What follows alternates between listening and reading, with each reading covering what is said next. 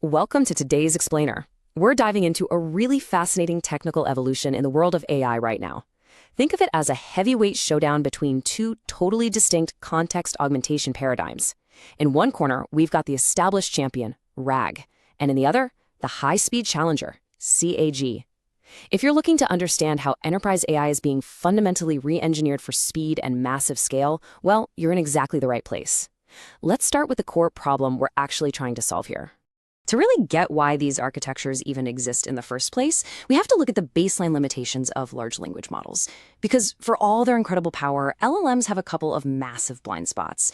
Their knowledge is essentially frozen in time at their training cutoff, and of course, they don't have access to your private proprietary data. And when they don't know a fact, well, they tend to hallucinate. So the big question is, how do we fix this without constantly fine-tuning the model?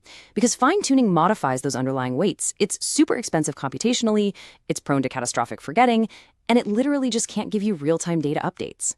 The answer is context augmentation, basically providing the LLM with relevant, verified info right in its immediate memory space. So here's our roadmap for this explainer. We're going to break down the standard RAG architecture, introduce our speed challenger CAG, and then compare their latency versus memory economics. After that, we'll look at the total cost of ownership, and finally, where this is all heading, the hybrid architecture future. All right, let's kick things off with the current standard, RSAG. Introduced back in 2020 by Facebook AI, Retrieval-Augmented Generation, or RAG, quickly became the industry standard. But here's the catch. It operates sequentially. A user makes a request, and the system actually has to go retrieve data first. This effectively blocks the language model from generating anything at all until that search is totally complete. CAG, on the other hand, completely decouples this knowledge ingestion from the live user request by doing the heavy lifting beforehand. Keep this difference in mind, because that sequential blocking in RAG is exactly the primary bottleneck we're trying to solve today. You can think of the standard RAG architecture as a pipeline with three distinct phases. First up is data ingestion and indexing, where diverse formats like PDFs or HTML are parsed out into clean, usable text. Then comes query processing and retrieval, which uses the user's prompt to hunt down relevant chunks of that data. And finally, output generation, where the LLM actually reads those retrieved chunks and formulates its answer.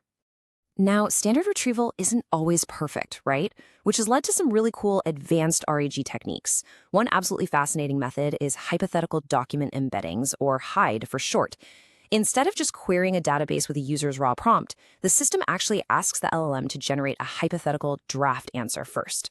Then it uses that fake answer to search the database. It's an incredibly clever extra step, and it often yields a much higher semantic overlap with the actual target documents you need. But now let's pivot over to our speed challenger CAG. To really grasp why Cache-Augmented Generation is so blindingly fast, we've got to talk about the KV cache. See, during generation, a transformer model computes attention scores across all preceding words, or tokens. But doing that incredibly heavy math over and over for every single new word, that's just not efficient. So to avoid that, the model caches the key and value matrices of previous tokens directly in the GPU's memory. And this is where CAG becomes a true heavyweight contender. It brilliantly exploits this caching mechanism. Instead of waiting around for a user to ask a question, CAG pre-computes the KV cache for an entire knowledge base ahead of time, keeping it fully resident in the GPU's memory, or VRAM. So when a user finally asks a question, this massive, pre-computed cache is instantly attached. The model starts generating an answer as if it had literally just read your entire database in that exact millisecond. No external network latency, no database search, boom, done. So, with those architectures in mind, let's look at the real-world trade-offs: latency versus memory economics. When we compare latency, specifically the time to first token, or TTFT, the difference is literally night and day. RAG inherently suffers from a higher time to first token. All those sequential steps we talked about earlier, embedding the query, making the network calls, waiting for the search, they add hundreds of milliseconds, sometimes even full seconds to the response time. CAG, though, it achieves a near instantaneous time to first token because it entirely skips that initial document reading phase. Honestly, in environments where sub-100 millisecond latency is absolutely mandatory, like real-time voice bots or high-frequency trading analytics, CAG isn't just an option, it's practically the only viable path. But, as we know, physics always demands a trade-off. And in this case, that trade-off is memory. RAG can easily scale up to millions of documents because it's only pulling exactly what it needs at any given moment. CAG, however, is strictly constrained. Because the KV cache grows linearly, storing it for a massive document corpus requires an enormous amount of VRAM. Just to put that into perspective, a 70 billion parameter model with 100K token context might require tens of gigabytes of VRAM for just a single user's cache. That kind of hardware requirement makes CAG economically unviable if you're dealing with massive enterprise-wide document libraries. Which brings us right to the financial side of things, total cost of ownership. The core difference here really boils down to renting versus buying. RAG operates on an OPEX, or operational expense model. You're basically renting. You incur ongoing costs for things like API calls and hosting vector databases, but your costs scale directly with your actual user queries. CAG is the exact opposite. It's heavily CapEx-oriented, a capital expense.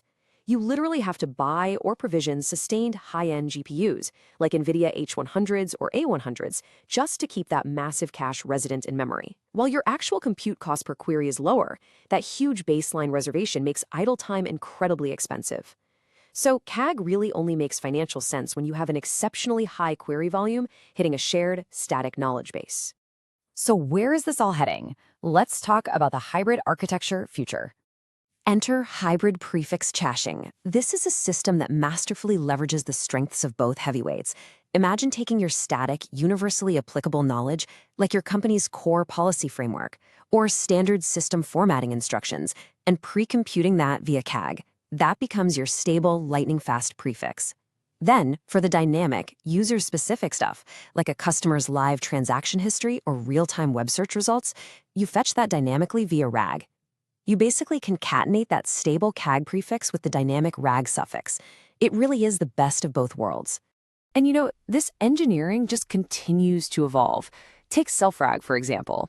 Traditional systems kind of blindly retrieve information, even if the model doesn't really need it, which can actually cause hallucinations. Self-RAG allows the LLM to dynamically decide if it even needs to look something up in the first place, execute the search, and then critique the results before answering. And when you combine CIG with something called speculative decoding, which is where a small, fast draft model predicts the text and a massive target model holding the CIG cache instantly validates it, we're achieving generation speeds that significantly outpace human reading speed.